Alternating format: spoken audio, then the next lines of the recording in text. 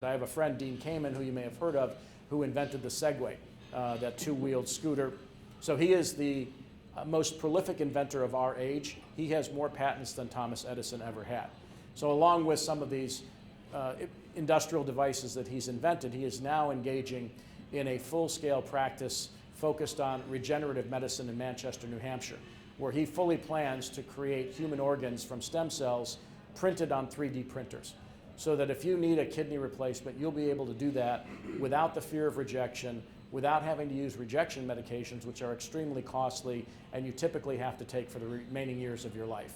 That's just one facet of this. There's a scientist at Harvard, David Sinclair, who along with Juan Carlos Belmonte at the Salk Institute in Southern California are working on stopping the aging clock altogether.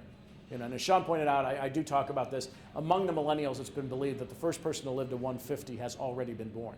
So if you're a tail end baby boomer like myself, your statutory Social Security retirement age is 67. If we lived to 150, you would spend 83 years in retirement. That would be the longest single thing you did in your life. So as much as I love CNBC, there is not enough daytime television to survive 83 years on the couch.